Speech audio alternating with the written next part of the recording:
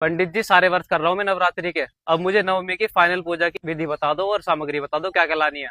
सामग्री तो मैं आपको लिख के दे दूंगा, लेकिन एक चीज का ध्यान रखना, मुर्गा ताजा होना चाहिए, दारू लेके आनी है 2 बोतल ब्रांडेड लेके आनी है। पंडित जी, इतनी महंगी कहाँ से लाऊं मैं? मेरे पापा तो खुद देसी पीते हैं। माता तो भाव की भूखी है, वहां तो तुम भाव से देसी भी चढ़ाओगे तो वो खुश हो जाएगी। जी। मैं ब्रांडेड पीता हूँ भाई, मेरी 1 बोतल ब्रांडेड लेके आई हो। शास्त्रों से प्रमाणित बता रहा हूँ मैं आपको कि आपको 1 दारू की बोतल और 1 किलो मांस अच्छा जी। दुर्गा जी को चढ़ाना पड़ेगा, तो आपकी सारी मनोकामना पूरी होगी। दिखा दो जी एक दिखा बार। देते हैं आपको।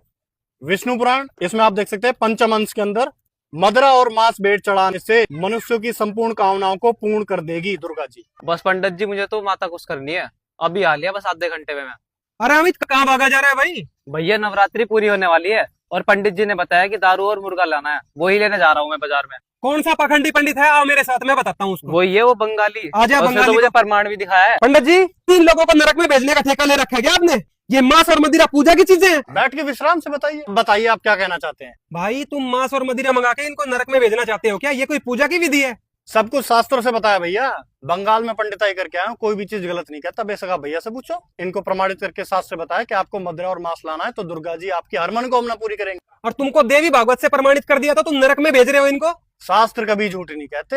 ये रही देवी भागवत, बताओ क्या दिखाओगे? शास्त्रों से बताते, शास्त्र झूठ नहीं आ कहते। जाओ, आपको अभी दिखाते हैं। नरक में भेज रहे हो सबको? अरे हमारे संत रामपाल जी महाराज जी ने सब पढ़ा रखा है, देख लो कि देवी भागवत में 8वां स्कंद पेज नंबर 630, जो दंभी नीच मनुष्य दंभ के लिए यज्ञ का आयोजन करके उसमें पशुओं की हिंसा करते हैं, उन्हें इस लोक से जाने पर यमराज के दूत विश्वन नामक नरक में गिराकर ऐसा ही अकोड़ों से पीटते हैं। बंद कर दो इसको, हमें नहीं पढ़नी है।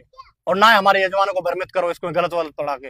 तुम्हें क्या लगता है, तुम हमारे यजमानों को भ्रमित कर दोगे तो हम सह लेंगे सारी चीज? यजमान, आप जरा एक बार बाहर जाइए, हमें इनसे बात करने दीजिए। A few moments later. अबे धंधा बंद करवाएगा क्या?